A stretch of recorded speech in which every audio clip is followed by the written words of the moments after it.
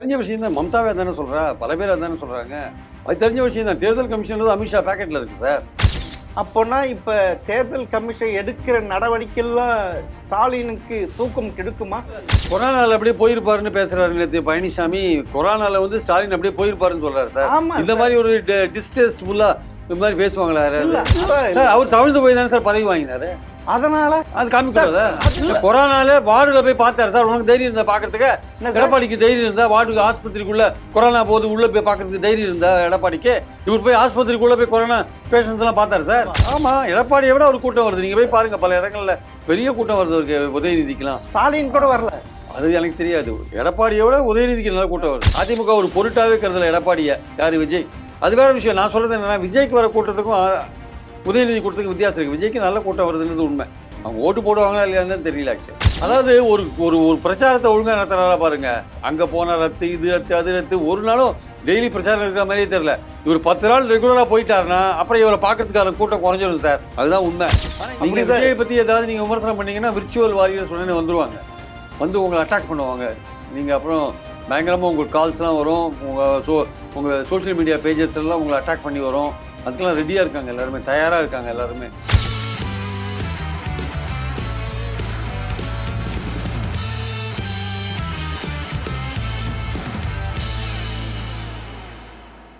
GeM TV நேயர்களுக்கு வணக்கம். மூத்த பத்திரிகையாளர் பிரியன் அவர்கள் சந்திப்பு வாருங்க சார். வணக்கம் சார். வணக்கம் சார். சார், பாஜக தான் வேலையை காட்ட ஆரம்பிச்சிட்டாங்க போல இருக்கு தமிழ்நாட்டில். என்ன சொல்றீங்க? எதை சொல்றீங்க? என்ன தேர்தல் ஆணையத்தை வச்சுட்டு எப்படி வெஸ்ட் பெங்கால மொத்த கூடாரத்தை காலி பண்ணாங்களா ஆபீசர்ஸ், அதே மாதிரி இங்கே டிஜிபி, தலைமைச் செயலாளர், லஞ்ச ஒழிப்புத்துறை, அடுத்தது அருண் எப்போ தெரியல சார். தெரியல. இதெல்லாம் எதிர்பார்த்தது தானே. அதான் எடப்பாடி கடைசியாக டெல்லிக்கு போய் அமித்ஷா பார்த்தார் இல்லையா? அப்போ அவர் ஒரு நீண்ட லிஸ்ட் கொடுத்துட்டு வந்தார். இவங்களெல்லாம் மாற்றணும், இவங்களெல்லாம் போடணும், சாய்குமார சிஎஸ் அப்படின்லாம் கொடுத்துட்டு வந்தார். அதுக்கேற்றபடி பல கலெக்டர்கள் அவருக்கு வேண்டியவர்கள்லாம் தான் போட்டிருக்காங்க. பல சிஎஸ்சியும் மாற்றிருக்காங்க. இப்போது இவரையும் மாற்றிட்டாங்க. டிஜிபி லஞ்ச ஒழிப்புத்துறையும் மாற்றிட்டாங்க. அதனால் அடுத்தது ஹோம் செக்ரட்டரியை மாற்றுவாங்கன்னு நினைக்கிறேன். அவர் எல்லாருமே மாற்ற சொல்லியிருக்காரு. சரி, நம்ம கூட்டணி கட்சியாச்சேன்னு சொல்லிட்டு அமித்ஷாவும் ரைட்டு மாற்றுங்க அப்படின்ட்டார். அவர் எதிர்பார்த்தது தான் ஆக்சுவலாக. அப்போனா திமுகவுக்கும் தலைவலி, நேருவுக்கும் தலைவலி, பயங்கரமான தலைவலி. எலெக்ஷன் நெருக்கத்தில் பண்ணுவாங்களே தெரியாது. எலெக்ஷன் முடிஞ்ச பிறகு பண்ணுவாங்க. எலெக்ஷன் நெருக்கத்தில் பண்ணது அனுதாபத்தில் போயிடும். ஆக்சுவலாக அது சொல்ல முடியாது சார். இல்லை நேரு வெட்ட வெளிச்சம் தானே. இல்லை, அது அனுதாபத்தில் போயிடும். எலெக்ஷன் நெருக்கத்தில் பண்ணீங்கன்னா அனுதாபம் ஆகிடும். எலெக்ஷனுக்கு அப்புறம் ரிசல்ட்டுக்கு முன்னாடி பண்ணீங்கன்னா ஒன்றும் தெரியாது. எலெக்ஷனுக்கு முன்னாடி பண்ணீங்கன்னா பிஜேபி தப்பான விஷயம் பண்ணுறாங்கன்னு அர்த்தம். அது அப்படிங்களா? எலெக்ஷனுக்கு அப்புறம் பண்ணாங்கன்னா இல்லாட்டி அனுதாபம் வந்துடும். தேர்தல் நேரத்தில் அரெஸ்ட் பண்ணால் அனுதாபம் வந்துடும். பழி வாங்குறாங்கன்னு வந்துடும். இல்லை, ஸ்டாலின் அவர்கள் சொல்கிறாங்க இவங்க கைப்பாவியா தேர்தல் ஆணையம் போயிடுச்சு. அது தெரிஞ்ச விஷயம் தான். மம்தாவே தானே சொல்கிறா, பல பேர் அதானே சொல்கிறாங்க. அது தெரிஞ்ச விஷயம் தான். தேர்தல் கமிஷன் அமித்ஷா பேக்கெட்டில் இருக்குது சார். அவர் பேக்கெட்டில் இந்த பேக்கெட்டில் மாறி மாறி 3 பேரையும் வச்சிருக்காரு. அவர் மாற்றி அவங்களுக்கு ஏற்ற ஆளை செட் பண்ணிப்பாங்க. அப்போனா இடி வரும், டாக்ஸ் வரும், எல்லாமே அவங்க பேக்கெட்டில் தானே இருக்குது. அமித்ஷா பேக்கெட்டில் இருக்கு. இனி டிஎம்கே அமைச்சர்கள்லாம் பேதி தான். துரைமுகன், இதெல்லாம் எதிர்பார்த்தது. ஏவா வேலுக்கு, எதுக்கு பேதி? சேகர் பாபுக்கு, இல்லை இதெல்லாம் நேருக்கு சார். இதெல்லாம் எதிர்பார்த்தது தான் சார். இதெல்லாம் நடக்க தான் செய்யும். இதெல்லாம் எதிர்பார்க்கலைன்னா அரசியல் இது. ஆனா வெஸ்ட் பெங்கால தேர்தல் தேதியை அனௌன்ஸ் பண்ண உடனே மொத்த பேர் தூக்கடிச்சா, இங்க மாத்திரம் ஏன் லேட் பண்ணாங்க தெரியல. அது அமித்ஷாவை தான் கேட்கணும். அமித்ஷா எடப்பாடி கொடுக்குற முழுசையும் ஏத்துக்க மாட்டேங்கிறார். அப்பப்போ கொஞ்சம் ப்ரெஷர் கொடுத்தா கொஞ்சம் ஏத்துக்கிறாரு போட்டுருக்கு. முழுசா ஒரு லிஸ்ட் கொடுத்துட்டு வந்தா அதை ஏத்துக்கணும்ல. அவர் அமித்ஷா ஏத்துக்க மாட்டேங்கிறார். இல்ல, அமித்ஷா ஸ்டாலின் கிட்ட சொல்லி ஏதாவது ஏத்துக்காம போனதுனால இப்படி நடந்ததா? ஸ்டாலின் சொன்னாலும் அமித்ஷா கேட்க மாட்டார் சார். அமித்ஷா அவர் நினைச்சதுதான் பண்ணுவாரு. எடப்பாடி பழனிசாமி ஒரு லிஸ்ட்டை கொடுத்தாரு. அதுல சிலது பண்றாரு, சிலது பண்ணல, அவ்வளவுதான். வேற ஒன்றும் கிடையாது. எல்லாருக்கும் ஒரு ப்ரெஷர் இது இருக்கும்ல. இல்ல, இந்த மது விலக்கு டாஸ்மார்க் ரைட் பண்ணாங்கல்ல, அப்ப உதயநிதி அதுல மாட்டினார் இல்ல. அவருடைய இந்த டாஸ்மார்க் பண்ணலாம் அவர் நண்பர்களுக்கு போச்சு. அந்த நண்பர்கள் படம் எடுக்க ஆரம்பிச்சாங்க, அப்படி எல்லாம் போச்சு. அப்ப இது வரைக்கும் 3 வருஷம் எந்த திட்ட கமிஷன் அந்த கூட்டத்தில் கலந்துக்கிட்டு பிரதமரை பார்த்து மோடியை பார்த்த உடனே அது அப்படியே அடங்கி போச்சு இல்ல? அது அடங்கி உதயநிதி போனது காப்பாத்திட்டாருல்ல? அது கோர்ட்டு தான் அடக்கி தர. ஆகாஷோட இதெல்லாம் வீட்டில் ரைடு பண்ணது தப்பு, எல்லாத்தையும் திருப்பி கொடுங்கன்னு சொன்னதெல்லாம் கோர்ட்டு. அப்புறமா அது நடக்கிறப்பயே கோர்ட் விஷயம் தான், கோர்ட்டு தான் சார். இல்ல சார், கோர்ட்டு தான் பண்ணிட்டாரு. உதயநிதிக்கு கோர்ட்டு தான் அவரு பண்ணினாங்க. அடுத்த இது வந்து உதயநிதி பாய போதா அமலாக்கத்துறை நான் சொல்றது என்ன, அவங்க கிட்ட கோர்ட்டு என்கொயரி பண்ண போற அப்படிதான் இருந்தது. கோர்ட்டு தான் அதை பண்ணிச்சு. அந்த அந்த அந்த என்போர்ஸ்மெண்ட் டைரக்டரேட்டுக்கு மூக்கனாங்க போட்டது கோர்ட். அந்த விஷயத்துல அது அப்புறம் அந்த ஆகாஷ் விஷயத்துல எல்லாம் கோர்ட்டு தான் போட்டது. கோர்ட்டு தான் பண்ணாங்க. அதுக்கப்புறம் என்போர்ஸ்மெண்ட் ஒன்றும் பண்ண முடியல. என்ன தகுதித்தரம் போட்டாங்க, ஒன்றும் பண்ண முடியல. கோர்ட்டு வந்து நீ போனது தப்பு, ஓப்பன் பண்ணது தப்பு, எல்லாம் திருப்பி கொடுன்னு சொல்லிட்டான் எல்லாத்தையும். ஆமா சார், அப்புறமா அது நடந்துட்டு போய் ஸ்டார்டிங்ல மாட்டி அப்புறம் நடந்தா முன்னாடி நடந்துச்சு சார். நமக்கு தெரிஞ்சு கோர்ட்டு தான் டிசைட் பண்ணாங்க. இவங்க போய் திட்ட கமிஷன்ல போய் யாரை பார்த்தாங்க, என்ன பேசினாங்கன்னு நமக்கு தெரியாது. அதெல்லாம் யூகம் தான், நீங்க சொல்றதெல்லாம் மறுக்கல. ஆனால் கோர்ட்டு தான் அதை நிறுத்தினாங்க. அப்போனா இப்ப தேர்தல் கமிஷன் எடுக்கிற நடவடிக்கைலாம் ஸ்டாலினுக்கு தூக்கம் கெடுக்குமா சார்? ஸ்டாலினுக்கு என்ன சார் இருக்கு? அவர் எதிர்பார்த்து தானே இருக்காரு. நான் என்ன சொல்றேன், எதிர்பார்த்து தானே இருக்காரு. பாஜகவும் அதிமுகவும் என்னைக்கு ஒன்று சேர்ந்ததோ அன்னைக்கு இதெல்லாம் எதிர்பார்த்த விஷயம் தானே. அசாம்லேயும் புதுச்சேரிலையும் சீஃப் செக்ரட்டரி தூக்குறாங்களா? அவங்களுக்கு வேண்டிய ஆள் அங்கே போட்டிருக்காங்க. இது திமுக கவர்மெண்ட் போட்டது. அதனால் வெஸ்ட் பெங்காலில் மம்தா போட்டது. அதனால தூக்குறாங்க. அவங்க ஆளாக இருப்பாங்கன்னு தூக்குறாங்க. இது தெரிஞ்ச விஷயம் தானே. சரி சார், இது இப்ப தேர்தல் பிரச்சாரம் கரெக்டா போகுதா? கரெக்டாக போகல. எடப்பாடி பழனிசாமி கீழே இறங்கி ஈட்டிங் பிலோ த பெல்ட்னு திறந்து பேசிட்டு இருக்காரு எடப்பாடி. அதுக்கு யார் பிள்ளையார் சொல்லி போட்டது? அதை வந்து ஆராசா பேச்சை வந்து குறிப்பிட்டு சொல்றாரு. பட் கலைஞரோட மறைவுக்கும் அவர் உடல்நலம் சரியில்லாத போதுக்கும் ஜெயலலிதாவுக்கும் வித்தியாசம் இருக்கு நிறையா. கலைஞர் உடல்நிலை சரியில்லாத போது கூட நிறைய பேர் அவரை போய் பார்த்தாங்க, எல்லாம் பண்ணாங்க. ஜெயலலிதா யாராவது பார்த்தாங்களா? அதில் மர்மம் இருக்குன்னு ஓபிஎஸ் தான் சொன்னார். ஆனா அதுல உண்மைன்ட்டு திமுகவிலிருந்து விலகிய KS ராதாகிருஷ்ணன் சொல்றாரு, உண்மையிலே ஸ்டாலினுடைய கண்ட்ரோல்ல தான் கலைஞர் இருந்தாரு, என்னையும் பார்க்கவில்லை, என்னை எப்பயுமே சாதாரணம் போய் இது பண்ணுவேன், என்னையும் பார்க்கவில்லை, இது நடந்தது உண்மை, எடப்பாடி சொல்வது உண்மைன்னு சொல்றாரு. அவருடைய அனுபவத்தில் KS ராதாகிருஷ்ணன் சொல்லுவார் சார். நான் அதை டிஸ்பியூட் பண்ண விரும்பல. பட் எனக்கு தெரிஞ்சு கலைஞரை வந்து அந்த நினைவில்லாத போது கூட அவரை நிறைய பேர் அவரை போய் பார்த்துருந்தாங்க. மோடியே போய் அவரை பார்த்தாரு, பல பேர் பார்த்தாங்க. அதனால் வந்து பார்த்துட்டு தான் இருந்தாங்க. அவர் ஜெயலலிதா மாதிரி மர்மமான முறையில் வந்து யாரும் பார்க்க முடியாத லெவலில் இல்லை அவர் ஆக்சுவலாக. இல்ல, அவரை தான் கண்ட்ரோல வச்சுட்டு கண்ட்ரோல் எப்படி சார்? அவரே அவரோட கண்ட்ரோல் இல்லாமல் இவர் எப்படி சார் அவரோட கண்ட்ரோல் வச்சுப்பார்? அவருக்கே நினைவு தப்பி போயிருக்கும் போது இவர் எப்படி அவர் கண்ட்ரோல் வச்சுக்க முடியும்? சார் உதாரணம் சொல்லட்டுமா, அழகிரி என்ன பாடுபடுத்தினார்? அழகிரிக்கும் நீக்க வச்சாருல்ல ஸ்டாலின். அழகிரிக்கும் ஸ்டாலினுக்கும் ஏதோ பிரச்சனை சார். அது 2016, 15, 17 நடந்த விஷயம். அழகிரிக்கும் ஸ்டாலினுக்கும் ஏதோ பிரச்சனை. அவருக்கு என்ன ஒருத்தனா கழகத்தில் தனக்கு இம்பார்ட்டன்ஸ் கொடுக்கலையேன்னு கலைஞர் டிசைட் பண்ணிட்டாரு. அடுத்தது ஸ்டாலின் தான் மாறிச்சுன்ட்டு அவர் செயல் தலைவர் வரையும் கொண்டு வந்தாங்க. அவர் உயிரோடு இருக்கிறதுனால தலைவர் ஆகலை. அவருக்கு உடல்நிலை சரியில்லை, என்ன பண்ண முடியல. முகலாய பேரரசுல லாஸ்ட் அவுரங்கசீப் தன் தந்தை ஷாஜகானை வீட்டு சிறையில் வச்சுட்டு அதே மாதிரி தான் இவரும் பண்ணியிருக்க. உயிரோடு இருக்கும்போது கலைஞர் தன் வீட்டு சிறையில் வச்சுக்கிட்டு யாருக்கு வெளியே தெரியுமா பண்ணியிருக்காரு. இல்லை, எனக்கு தெரிஞ்சு நிறைய பேர் அவரை போய் பார்த்தாங்க. அவருக்கு உடல்நிலை சரியில்லாத போது பார்த்தாங்க, பேசினாங்க, எல்லாம் பண்ணாங்க. அவருக்கு வந்து அவருக்கு முதல்ல வரவங்களை அடையாளம் தெரியல, அவருக்கு நினைவு இல்லை, அது மாதிரி பல விஷயங்கள் அங்க இருந்தது. அதனால அவரே நினைவு இல்லாத இருக்கும்போது இவர் என்ன அவர் சிறை வைக்க முடியும்? அப்படியா? அவர் சிறை வச்சிருந்தானே சொல்றாரு. சிறை வைக்க எப்படி சார்? அவருக்கே தன்னுடைய நினைவுல யார் வராங்க, நினைவுகள் தப்பி போறது, இதெல்லாம் இருக்கும்போது இவர் இன்னொருத்தர் எப்படி அவரை போய் ஹேண்டில் பண்ண முடியும்? அவர் வந்து உடல்நிலை சரியில்லாத பார்த்துக்க தான் முடியும், வேற என்ன பண்ண முடியும்? அப்படிங்களா சார்? அப்படி இதுன்று சரி சார், இந்த உதயநிதி இவ்வளவு தரம் தாழ்ந்து பேசலாமா? ஏன் சார், கொரோனால அப்படியே போயிருப்பாருன்னு பேசுறாரு நேற்று பழனிசாமி. கொரோனால வந்து ஸ்டாலின் அப்படியே போயிருப்பாருன்னு சொல்றாரு சார். இந்த மாதிரி ஒரு டிஸ்டேஸ்ட்ஃபுல்லா இந்த மாதிரி பேசுவாங்களா? அதுக்கு ஆரம்பிச்சு விட்டவர் யார்? உதயநிதி தானே. எதுக்கு அந்த போட்டோவை காட்டணும்? நான் சொல்றேன், உதயநிதி பேசுறதுக்கு ஒரு முதலமைச்சர் ஒரு இதுவா சார், அவர் தவிர்த்து போய் தானே சார் பதவி வாங்கினாரு. அதனால அது காமிக்கூடாதா? அது இல்ல, அதுக்கும் அப்படி பதவி கொடுத்தவரை முதுகுல குத்தி வெள்ளமிச்சிங்கல்ல. இல்ல, சசிகலாவின் காலில் நுழைந்து இது என்ன சார்? நான் என்ன சொல்றேன், வார்த்தைகள் அது மாதிரிலாம் போட்டு தப்பு. இது நான் சொல்றது என்ன, தவிர்த்து போய் வாங்கினாரா இல்லையா? இல்ல, தவிர்த்து போய் வாங்கினாரு.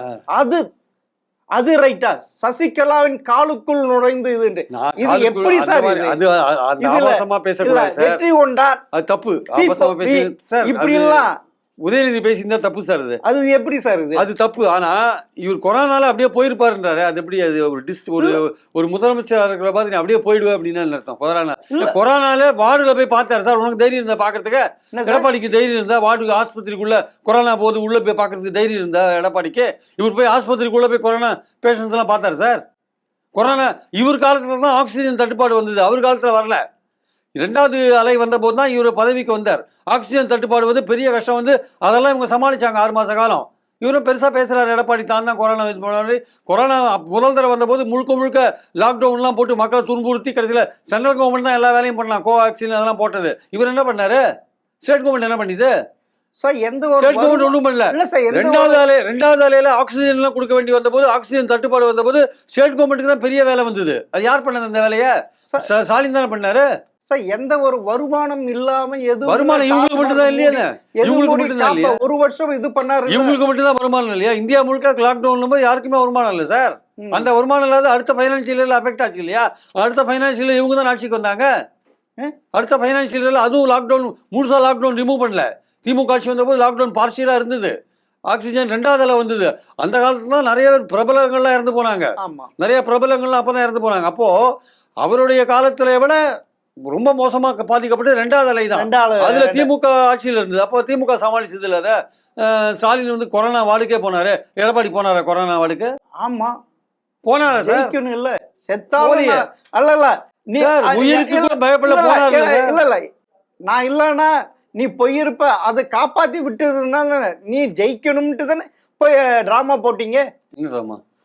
கொரோனா பேஷண்ட் போய் பாத்தீங்க சார். அது ஜெயிச்ச பிறகு சார். அது இல்ல ஆக்சிஜன் தட்டுப்பாடு அந்த இதுதான். அதுக்கு முன்னே வந்து வெளியில யாரும் போராட்டம் நடத்தக்கூடாது, இது பண்ண வீட்டுக்கு முன்னாடியே போராட்டம் போக கூடாது. அந்த இன்ஸ்டன்ட் அது வீட்டுக்கு முன்னாடியே போராட்டம் நடத்தினாங்க சார். வீட்டுக்கு முன்னாடியே போராட்டம் நடத்தினாங்க சார். நான் சொல்றது என்னன்னா, கொரோனா பத்தி எடப்பாடி பேசக்கூடாது. கொரோனாவோட 2வது அலை முதல் அலையோட மோசமா இருந்தது.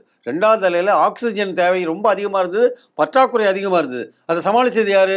ஸ்டாலின் கவர்மெண்ட். அது தெரியாது இவரும் பேசுறாரு எடப்பாடி. சார் இப்படி பர்சனல் அட்டாக் எல்லாம் பண்ணிட்டு இருந்தா என்ன சார்? அது யாரு? எடப்பாடி தான் கேட்கணும். ஏன் பர்சனல்? உதயநிதி ஆரம்பிச்சு விட்டுதான். அதனால நீ பால்டால் பாபுன்றாரு சார். நைட்டு 12 மணிக்கான நீ எந்த காலை பார்த்தேன்னு போடுறாரு இதெல்லாம் அசிங்கமா இல்ல சார்? அதெல்லாம் தப்பு சார். ஆபாசமா இந்த தேர்தல் நெருங்க இந்த ஆபாசமா அல்லது தரக்குறைவா அந்த போறது வந்து நல்லா இல்ல. இட் இஸ் நாட் இல்ல. உதயநிதி ஏன் இப்படி இருக்கிறாரு? இன்னும் சிறுபுலத்தனமா இருக்கிறாரு. அவருக்கு பெரிய கூட்டம் வருது சார். அவர் பேசுறாரு சார்.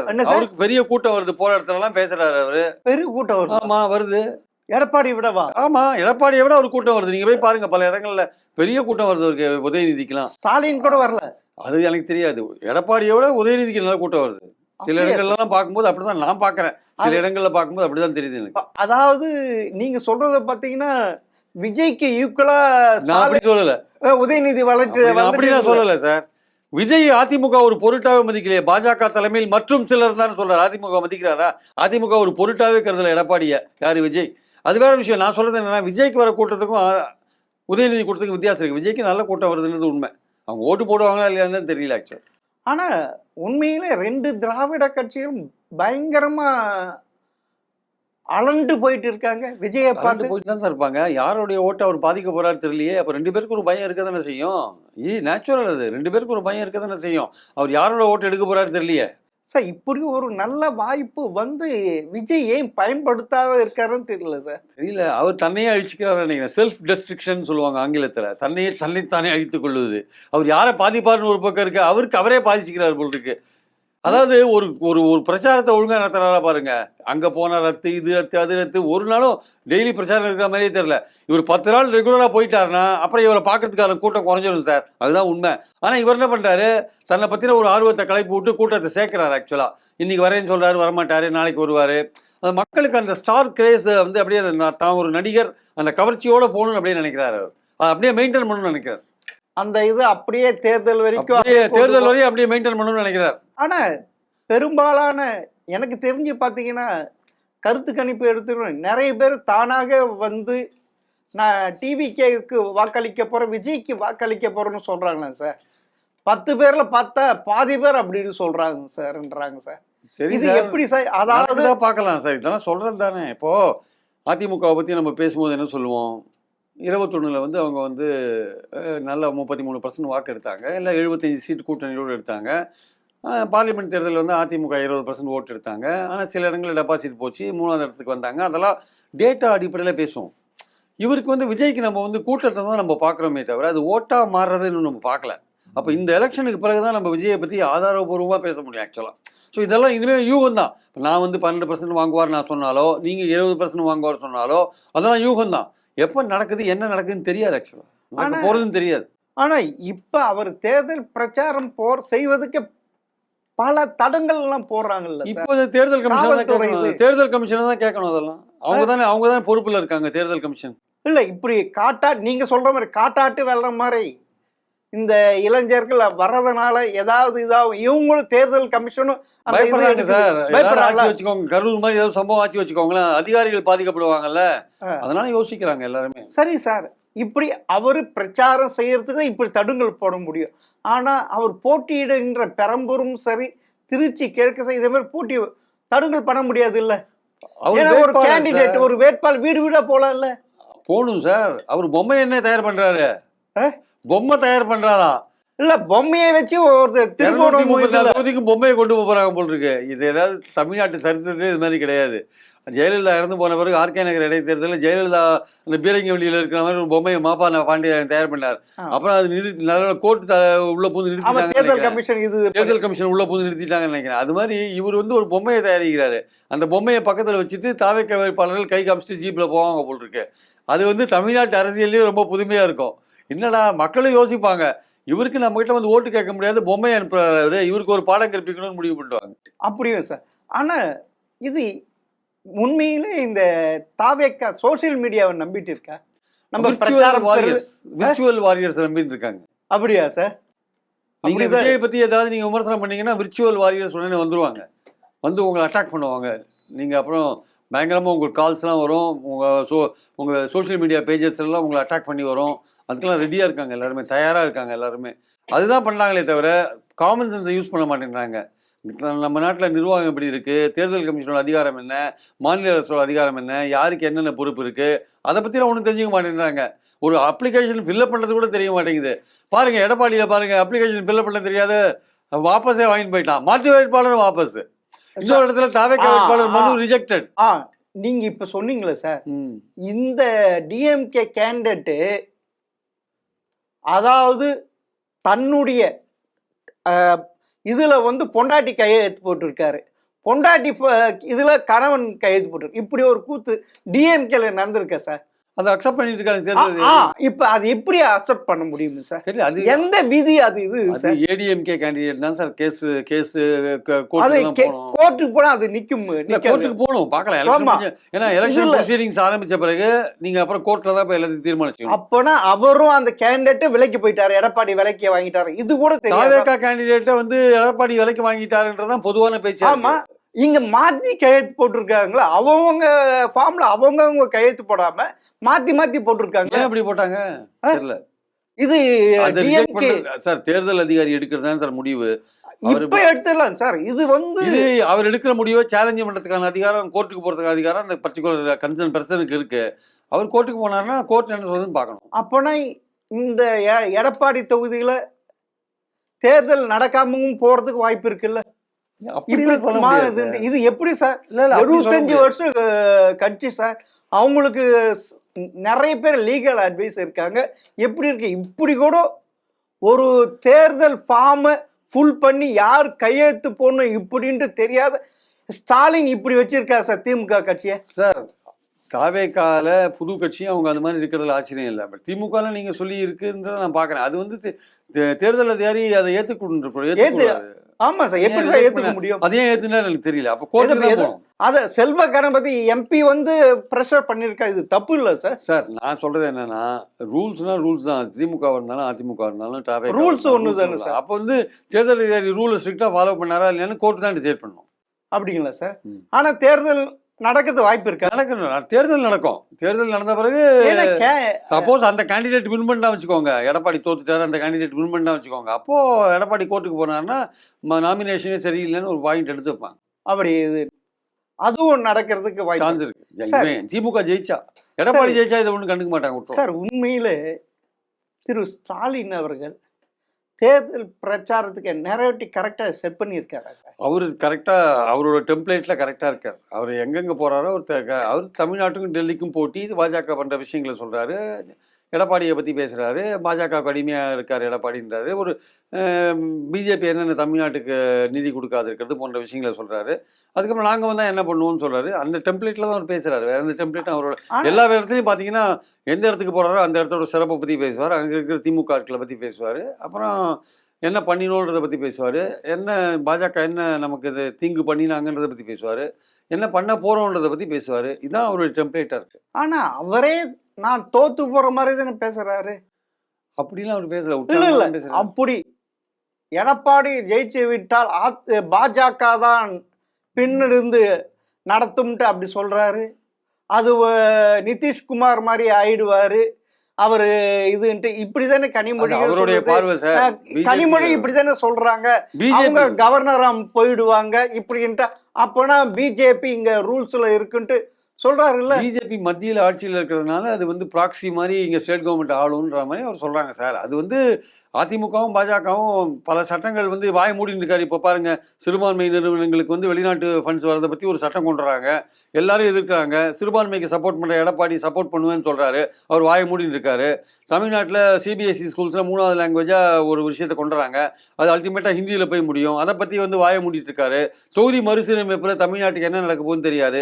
அதை பற்றி எடப்பாடி வாய மூடிட்டு இருக்காரு. இதெல்லாம் கேட்குறாரு, ஸ்டாலின் கேட்குறாரு. அதுக்கெல்லாம் வந்து எடப்பாடிட்ட பதில் கிடையாது. இல்லை இது வந்து தன் பொண்ணுகிட்ட கேட்கணும். இல்லை எடப்பாடிட்ட பதில் கிடையாது. நீங்க சொல்றீங்கல்ல 3வது லாங்குவேஜ் ஹிந்தி வந்துடும் சொல்றாங்கல்ல. தன் ஸ்டாலினுடைய தன் பொண்ணு சிபிஎஸ்சி ஸ்கூல்ல நடத்துறாங்க. அங்க ஹிந்தி இருக்குது. இல்ல ஊருக்கு ஒரு இது தானுக்கு இது என்ன பாலிசி லெவல்ல பேசும்போது நீங்க தனிப்பட்ட ஆளுங்க பாலிசினா ஒன்னா இருக்கணும் சார். கவர்மெண்டோட ஸ்டாண்ட் அதுதான் சார். அதிமுக ஸ்டாண்டும் 2 லாங்குவேஜ் பார்மசி. அதிமுக ஸ்டாண்ட் என்ன? அதிமுக அவங்களே அப்புறம் ஏன் வாய முடின்னு இருக்கா? அப்புறம் ஏன் வாய முடின்னு இருக்கீங்க சார்? அப்புறம் ஏன் வாய முடின்னு இருக்கீங்க? 3வது லாங்குவேஜ் வரும்போது ஏன் வாய முடின்னு இருக்கீங்க? 2 லாங்குவேஜ் பாலிசி உங்க பாலிசி, ஏன் வாய முடின்னு இருக்கீங்க சார்? அந்த 3வது லாங்குவேஜ் அந்த விஷயம் வேற. உங்க பாலிசியே கிடையாது சார். ஹிந்தின்ட்டு கிடையாது சார். ஹிந்தி இருக்கோ இல்லையோ சார் போட்டு அந்த அதெல்லாம் சும்மா அதெல்லாம் அந்த கதை ஏமாத்து கதை. அந்த கதை ஏமாத்து கதை. அல்டிமேட்டா ஹிந்தி தான் வந்து உட்கார போகுது. நம்ம பாயிண்ட் அது இல்ல. பாயிண்ட் என்னன்னா 2 லாங்குவேஜ் பாலிசி வச்சுட்டு 3வது லாங்குவேஜ் எப்படி அலோவ் பண்றீங்க? நீ உங்க பாலிசி 2 லாங்குவேஜ் தான். எதுக்கு 3வது லாங்குவேஜ் ஏன் ஒத்துக்கிறீங்க? எதுக்கு? அது அவங்க இது நான் கேட்கறது அதிமுக கேட்கறேன். ஏன் ஒத்துக்கிறீங்க? ஏன் எதிர்க்க மாட்டேன்றீங்க? அதான் ஸ்டாலின் கேட்கிறார். உங்களை பாலிசி 2 லாங்குவேஜ் தானே. ஏன் விஜயோட பாலிசியும் 2 லாங்குவேஜ் தானே. ஏன் எதிர்க்க மாட்டேன்றீங்க? வாய முடிந்து கம்மல் இருக்கீங்க. அதுக்குதான் ஸ்டாலினுக்கு அப்படி சொல்றதுக்கு தகுதி இல்ல. ஸ்டாலின் சொல்றது இருக்கட்டும் சார். அவங்க நான் கேட்கறது அவங்க அமைச்சர்கள் எத்தனை பேர் சிபிஎஸ் அதெல்லாம் தனிப்பட்ட ஸ்கூல்ஸ் நடத்துறது சார். பணக்கார வீட்டு பசங்களை மாத்திரம் படிக்கணும். ஒரு பாலிசி லெவல்ல பேசும்போது நீங்க தனிப்பட்ட ஆளுங்களை பத்தி பேசாதீங்க. அப்படியே பாலிசினா ஒரே பாலிசி இருக்கு. நான் கேட்கறது ஒரே கேள்வி. அதிமுகவுக்கு 2 லாங்குவேஜ் பாலிசி இருக்கும்போது ஏன் எதிர்க்க மாட்டேனாங்க? அதுக்கு பதில் சொல்லுங்க. அதுக்கு பதில் ஏன் எதிர்க்க மாட்டேனாங்க? அதிமுக 2 லாங்குவேஜ் பாலிசி தான் உங்களுக்கு. ஆமா சார், அவங்களும் எதிர்க்கிறாங்க. ஏன் எங்க எதிர்க்காங்க? ஒரு வார்த்தை கிடையாது. ஏன் சார் இதுவரை எதிர்க்கல. எதிர்க்கல சார். ராஜீவ்காந்தி இருந்தப்ப நவோதய பள்ளி கொண்டு வந்து தமிழ்நாட்டுல வரலையே. அது யாரும் இது வரைக்கும் அலோவ் பண்ணலையே. தமிழ்நாட்டுல வரலையே. வரல. அதான் சொல்றேன். அந்த மாதிரி ஸ்டாண்ட் எடுத்து எம்ஜிஆர் புதுச்சேரியில இருக்கு சார். அந்த மாதிரி ஸ்டாண்ட் எம்ஜிஆர் எடுத்தாரு சார் அந்த காலத்துல. ஜெயலலிதா எடுத்தாங்க, எடப்பாடி எடுத்தாங்க, கருணாநிதி எடுத்தாரு, ஸ்டாலின் எடுத்திருக்காரு. நான் சொல்றது என்னன்னா அப்படிலாம் எடுத்தாருல எம்ஜிஆர். அப்போ எம்ஜிஆர் வெளியில வந்த நீங்க ஏன் 3 லாங்குவேஜ் ஒத்துக்கிறீங்க? ஏன் 3 லாங்குவேஜ் ஒத்துக்கிறீங்க? சொல்ல வேண்டிய அவசியம் இல்ல சார். ஏன் சொல்ல வேண்டிய அவசியம் இல்ல? சொல்லணும் இல்ல. சொல்லணும். வெளியில சொல்ல வேண்டிய அவசியம் இல்ல. கண்டிக்க வேண்டாமா? 3 லாங்குவேஜ் தேவையில்லைன்னு நீங்க இதே வச்சுட்டு எப்படி சார் இந்த கண்டிக்க வேண்டாமா சார்? அதிமுக ஏன் பேசாம இப்படியே கண்டிக்க வேண்டாமா? திமுக பாலிசி 2 லாங்குவேஜ், உங்க பாலிசி 2 லாங்குவேஜ். நீங்க ஏன் கண்டிக்க மாட்டேங்க? ஸ்டாலின் கண்டிக்கிறார், நீங்க ஏன் கண்டிக்கல? அது கண்டிக்க வேண்டியது இல்ல. அவங்க பாலிசி வச்சிட்டு இருக்காங்க. ஏன் கண்டிக்கல? அது இல்ல. நீங்க இந்த சிறுபான்மையோர் தொண்டு நிறுவனங்கள் விஷயத்துல ஏன் கண்டிக்கல? சட்டம் கொண்டுறாங்கல்ல, சிறுபான்மையோருக்கு வெளிநாட்டுல நிதி வரக்கூடாது. அந்த நிதியை தவறாக பயன்படுத்துவதனால தானே மத்திய அரசு அது கொண்டு சரி வந்திருக்கு. அதையாவது சொல்லுங்க, கொண்டு வந்தது கரெக்டானு சொல்லுங்க. மத மாற்றத்துக்கும் அதையாவது சொல்லுங்க. இல்ல மத மாற்றத்துக்கும் பில இல்ல அகாத செயல்களுக்கு யூஸ் பண்றதுனால தான் சார் நான் சொல்றேன். அதையாவது சொல்லுங்க. ஏடிஎம்கே அதையாவது சொல்லுங்க. சென்ட்ரல் கவர்மெண்ட் கொண்டு வந்தது கரெக்ட் தான் சொல்லுங்க. வாய்மொழி நிக்கீங்க எதையும் சொல்லாம ஒண்ணு கரெக்ட்னு சொல்லுங்க, தப்புன்னு சொல்லுங்க. ஏதாவது ஒன்று சொல்லுங்க. ஸ்டாண்டே கிடையாதா? அப்போ நீங்க ஒரு அரசியல் கட்சி எதுக்கு நடத்துறீங்க? உங்க ஸ்டாண்டே கிடையாதா? அரசியல் கட்சி ஒண்ணு வேணும்னு சொல்லுங்க, கொண்டு வந்தது கரெக்ட்னு சொல்லுங்க, இல்ல தப்புன்னு சொல்லுங்க. சார் இப்படி சொல்றீங்களே, திருப்பரங்குன்றத்துல அதையும் அதுக்கும் அதிமுக என்ன பண்ணுச்சு? மதுரை கிளை அதுக்கும் அதிமுக என்ன பண்ணுச்சு? மதுரை கிளை உயர்நீதிமன்றம் கார்த்திகை அந்த தூண்ல ஏத்தணும்னு சொன்னாங்களே, அதுக்கு என்ன பண்ணாரு ஸ்டாலின்? என்ன சார் பண்ணாரு? சார் அப்பீலுக்கு டைம் கொடுக்கல. அப்பீலுக்கு டைம் கொடுக்கல. நீங்க சாயந்தரம் 6 மணிக்குள்ள சார் நீங்க மனம் மாற்ற வேணாம் சார். ஒரு மாசத்துக்குள்ள அப்பீல் பண்ணலாம். நீங்க டைம் கொடுக்கவே இல்ல. டைம் இல்ல சார். நீங்க சொன்ன ஒரு வாரம் இருந்தது. ஏன் அப்ப இல்லாத இது பண்ணி எப்படி எல்லாம் பண்ணாங்க? அந்த சிறுபான்மை ஓட்டுக்கோசரம் எப்படி எல்லாம் இது சிறுபான்மை ஓட்டுக்காக இல்ல சார். நீங்க ஒரு தீர்ப்பு சொல்றீங்க, அதுக்கு எழுத்து போறதுக்கான டைம் கொடுக்கணும். அப்பீலுக்கு நீங்க கொடுக்காத இன்னைக்கு சாயந்தரத்துக்குள்ள பண்ணு, நாளைக்கு சாயந்தரத்துக்குள்ள பண்ணு, நீங்க எப்படி சொல்ல முடியும்? உயர்நீதிமன்றம் இருக்கட்டும். உங்களுக்கு வேற உச்ச நீதிமன்றம் இருக்குல்ல. உங்களுக்கு இன்னைக்கு என்னாச்சு? உங்களோட தீர்ப்பு எல்லாத்தையும் நிறுத்தி வச்சுட்டா பாருங்க. ஸ்டாப் இடைக்கால தடை. அவ்வளவுதான். நீங்க பண்ணது தப்புன்னு தெரியுது. அவ்வளவுதான். வேற இல்ல இந்த பிரச்சனை நீங்க பண்ண எடுத்த விஷயம் சரியில்லை, ஏதோ ஒரு மோட்டிவ்ல எடுத்திருப்பீங்கன்னு அந்த டூ ஜட்ஜ் பெஞ்ச் நினைக்கலாம் போல் இருக்கு. நிறுத்தி வச்சுட்டான். அவ்வளவுதான். அரசியல் ரீதியா இருக்குன்னு நிறுத்தி வச்சுட்டான். உண்மையில திமுக உண்மையில இந்த சிறுபான்மை ஓட்டு மையப்படுத்தி தான் இருக்கிற. அதுதான் சார் சிறுபான்மை ஓட்டுன்றது இல்லை சார். ஒரு எக்ஸிஸ்டிங் அரேஞ்ச்மெண்ட் இருக்கு, அதை நீங்க மாத்தணும்னு நினைக்கிறீங்க. அது உச்ச நீதிமன்றம் அல்டிமேட்டா என்ன சொல்லுதோ அதை படி தான் நடக்க முடியும். உங்க தீர்ப்பு படி நடக்க முடியாது. சரி சார், பார்க்கலாம் சார். இன்னும் 10 நாள் 12 நாள் எப்படி இருக்குதுன்ட்டு. மிக்க நன்றி சார். Thank you sir.